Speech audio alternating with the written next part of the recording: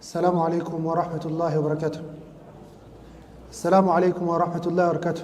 وعليكم السلام ورحمة الله وبركاته. الحمد لله على إحسانه وشكر له على تفضله وامتنانه، ولا إله إلا الله تعظيما لشأنه، وأشهد أن محمدا عبده ورسوله داعي إلى رضوانه وعلى آله وأصحابه وإخوانه أما بعد. Dear brothers and sisters in Islam, we are continuing our lecture series regarding the minor signs of the Day of Judgment. We are taking sign number 11. Sign number 11, the Prophet ﷺ says, لا تقوم الساعة حتى يقاتل المسلمون ترك. The Prophet ﷺ says that the day of judgment will not come until the Muslims shall fight the people of Turkish origin. And the people of Turkish origin are the children of Yafith ibn Nuh alayhi salam. The Prophet Nuh alayhi salam, when he left this world, he had 3 children, and all of us come from those 3 children. And the Turks, the Chinese, the Mongolians, all these people, they come from Yafith ibn Nuh. So from the signs of the Day of Judgment, the Prophet ﷺ says that we Muslims shall fight people of Turkish origin. And he describes them, he says, صِغَارُ الْأَعْيُنِ, they have small eyes. He says, حُمُرُ الْوُجُوهِ, their face is red in complexion. Number 3, he says, ذُلُفُ الْأُنُفِ, their nose is wide and small. Then he says, كَأَنَّ وُجُوهَهُمْ الْمَجَانُ الْمُطْرَقَةِ, like their faces are beaten out shields.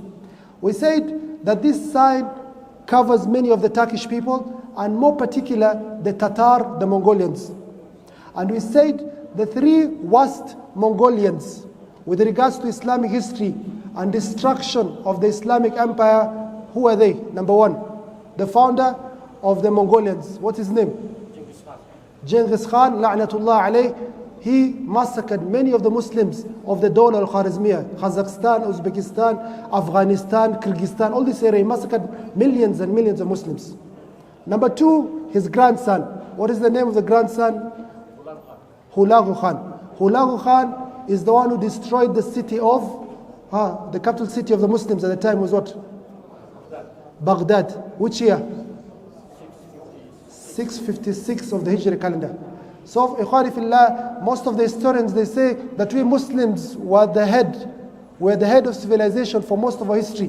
But with the destruction of Baghdad and destruction of the great library of Bayt al-Hikmah, from that date on, we went down as a civilization. Other people came up and we went down when it comes to this knowledge of astronomy, medicine, physics. We were the leaders in history, but after the attack on Baghdad by Hulagu Khan, we left that. Thereafter we mentioned, after a long period of massacre by the hands of the Mongolians, Allah subhanahu wa ta'ala gave victory to the Muslims in the great battle of Ain Jalut. Which year? 658 of the Hijri calendar. Which month? Ramadan, 25th of Ramadan, which is a Friday. Taib. So these were the 2 worst Mongolians. Then a 3rd Mongolian comes, Ikhwani Fillah. He's called Timur Lenk. Timur Lenk. Who is Timur Lenk, and what is the story of this man, and how does it fit the hadith of Prophet ﷺ? Timur Lenk, he was born in the year 736 of the Hijri calendar. 736 of the Hijri calendar. He was born in Uzbekistan. You know where Uzbekistan is? In South America or in Europe? South Asia. MashaAllah. Alhamdulillah, people in Kenya know the geography very well. Other people don't know these things. So he was born in Uzbekistan near the city of Samarkand. This man was born in the year 736. His father was a leader of the tribe. So he grows up in a family of, that is a well-known family in Uzbekistan at the time. Thereafter, this man becomes a bandit. He starts robbing people. One of his trips, he went with his friends and he robs a farm. He steals some goats and some sheep. And the shepherds who are guarding the sheep, they shoot an arrow to him, it hits his thigh. Another one hits his hand. And from that day on, he became lame. He couldn't walk nicely, he became lame. So he was known from that day as Lenk. So his name is Timur Lenk. Timur the Lame. Timur in the language of the Uzbekis means hadid, it means iron, steel. And Lenk means lame. Ikhwani Fillah, this man became the leader of the Muslims in Samarkand. He was a Muslim, a Shia. He used to be a Shia, but even the worst form of Shiism. He was a Shia. So he became the leader of the Muslims in Uzbekistan. He conquered the lands of Uzbekistan, Kazakhstan, Kyrgyzstan, Turkmenistan, and he did the same way as his great-grandfather Genghis Khan did. He was related to Genghis Khan, and he massacred millions of people in these lands. Thereafter, he entered Iran.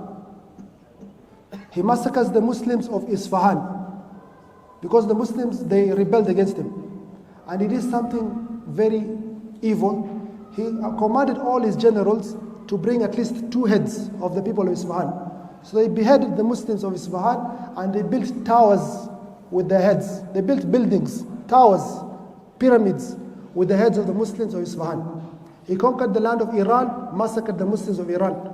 Conquered Azerbaijan, massacred the Muslims of Azerbaijan. Entered Georgia, Armenia, massacred the people of Georgia, massacred the Muslims also in Chechnya and Grozny, until he captured the city of Moscow. So this guy was also a great murderer. The historians, they say this man killed 17 million people. He killed how many? 17 million people. And the vast majority of this 17 million were Muslims. He used to say that the only reason I'm attacking the land of the Muslims and I'm amongst the Muslims, as he was claiming, is the Muslims are wealthy. I have no need to attack the Europeans. The Europeans are poor. The Muslims have wealth, and we have to attack for this wealth. So he attacked all these lands.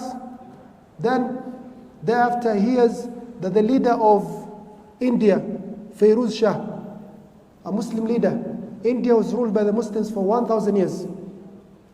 We ruled it in a great manner. We did not harm the Indians. We did not persecute them like they're doing to us currently.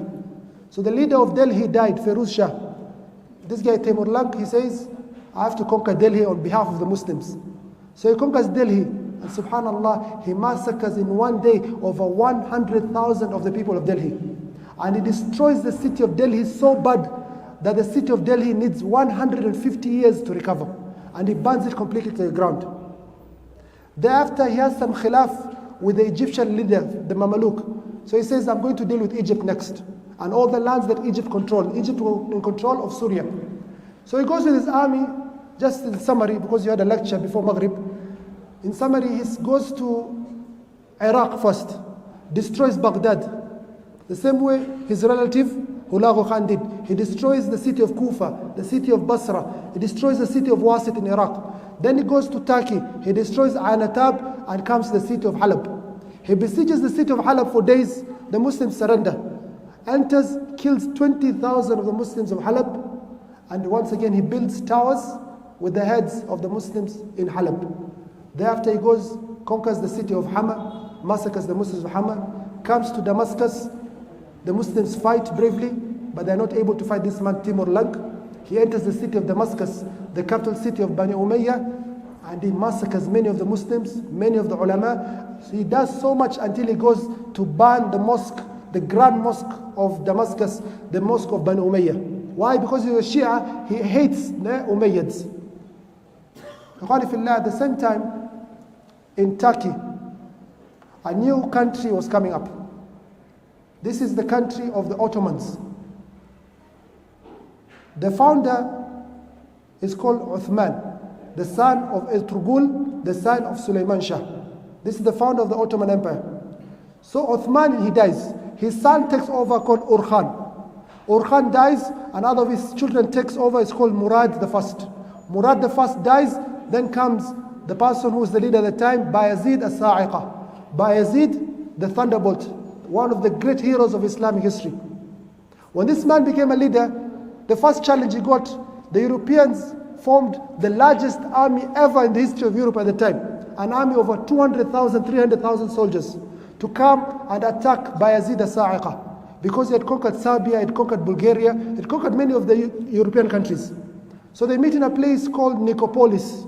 And the Muslims, they fought bravely and they defeated the Europeans in their all alliance because of his leader Bayezid as-Sa'iqa. When he does this, Bayezid as-Sa'iqa, he goes to the city of Constantinople, Constantinia. He remembers the hadith of Prophet alayhi salatu wasalam. The Prophet alayhi salatu wasalam says in an authentic hadith, لا تفتحن قسطنطينية فلا نعم الأمير أميرها ولا نعم الجيش ذلك الجيش. He says, all Muslims, you shall conquer the city of Constantinople, the capital city of the Christians, the capital city of Byzantine. You shall conquer this city. فلا نعم الأمير أميرها ولا نعم الجيش ذلك الجيش. A blessed leader is the leader who conquers the city of Constantinople. And a blessed army is the army that conquers this city. So from the time of the Sahaba, they used to understand this hadith. The people like Abu Ayyub al-Ansari, they used to look forward to conquering the city of Constantinople, what is currently known as the city of Islam, Istanbul. So Bayazid al-Sa'iqa, he goes and besieges the city of Constantinople, and he was about to conquer it. But qadar Allah ma sha'a fa'al, he was not the one who was based on this hadith. Allah subhanahu wa ta'ala did not decree for him to do this. Why? Because as he was about to conquer it, this musibah of this evil man that we were talking about in this lecture, Timur Lank, he comes with his army from Asia, an army of 300, 400,000, and he attacks the Muslims in Turkey. When Bayazid hears this, he leaves Constantinople with his small army of 100,000, rushes to meet Timur Lank. But when he comes to the battlefield in Ankara, that is the capital city of Turkey currently, his army is tired. And the army of Timur Lank is hundreds of thousands, like 400, 500,000 large. And they fight in the battle of Ankara. And this man, rahimahullah, Bayazid al-Sa'iqa, he was captured. The leader, the sultan of the Muslims in that area, he was captured by Timur Lank, and Timur Lank took him as his prisoner until he died a few months later. This is one of the greatest tragedies to happen to the Muslims in the world, and more particular in the Dawla Uthmaniyya. But the great news happened. It did not end there with the Ottomans. We said the first leader of the Ottomans was Uthman, the son of Urtugul. The second one was Urkhan. The third one was Murad, the first. The fourth one was this man, Bayazid al-Sa'iqa. A while later, his son, one of his young sons, Muhammad the first, managed to conquer what was destroyed by Timur Lank. Thereafter, after Muhammad the first, came his son Murad the second, and after Murad the second came the hero of the Muslims, Muhammad al-Fatih, who conquered the city of Istanbul, the city of Constantinople in the year 857 of the Hijri calendar. One of the greatest victories ever, not only in Islamic history, in world history. For this city is known as the city that cannot be conquered, but it was conquered by this man, Muhammad al-Fatih. And on the hadith of the Prophet عليه الصلاة والسلام, لا تفتحن قسطنطينية فلا نعم الأمير أميرها ولا نعم الجيش ذلك الجيش. Going back to our man, the Timur Lank that we're talking about, after he finished the Muslims in Turkey, he comes back to Syria, la'natullah alayh, and he comes to the city of Halab, the city of Aleppo. He burns it again. He goes to Baghdad, burns it again, and he goes back to Samarkand, and he prepares a great army to attack China. He has massacred over 17 million Muslims in our history. As he is planning to go to China, a disease befalls him. La'natullah alayhi min Allah ma yastahiq. He passes away. Ikhwani fillah, sometimes you ask yourself a question as a historian, a person who lives history, who is worse amongst all three of them? Is the worst one Genghis Khan? In the year 617 of the Hijri calendar, he massacred the populations of Iran, Kazakhstan, Kyrgyzstan, Turkmenistan, all these areas of the Muslims, so much so that the population of the Muslims did not recover in that area until this century. Almost how many centuries later? About 6, 7, 8 centuries. Who's worse? Genghis Khan. Or who is worse? Hulagu Khan. Hulagu Khan destroyed the city of Baghdad and killed over 1 million Muslims, destroyed the Khilafah and killed the Khalifa of the Muslims, Al-Mu'tasim, not Al-Musta'sim. And he destroyed the city of Damascus, destroyed the city of Halab. He did destroy the city of Damascus. He conquered the city of Damascus. Or who is worse? This man that we're talking about tonight, Timur Lank. So from the signs of the Day of Judgment, as mentioned by Prophet ﷺ, is that people of Turkish origin shall destroy the Muslims, shall take the rulership from the Muslims. And one amazing thing, ikhwan fillah, about the signs of the Day of the Judgment is Prophet ﷺ, his words are very clear. There's nothing to guess about his words. He says the Arabs are going to compete in building tall buildings. It's clear. We're going to look at this sign later on. He says, alayhi salam, people are going to engage in riba. People are going to be untrustworthy. People are going to drink alcohol and give it a different name. The Prophet alayhi salam, when it comes to his prophecies, it's very clear. I remember when we used to be in primary school, we used to be taught Christian religious education, CRE. And sometimes you find the teacher, he's trying to force things that you cannot understand. They tell you 666. I don't know if you were taught in school. So some of the things they talk about they are forcing it. You can't even understand. It's not clear what the prophecies are when it comes to other religion. But the Prophet ﷺ, his prophecies are clear to show that he is indeed the Prophet of Allah. Whoever disbelieves in him, Jannah is haram. So in the next lectures, Ikhwani Fillah, we shall take more signs of the Day of Judgment. Wallahu alam, wassalamu alaikum wa rahmatullahi wa barakatuh.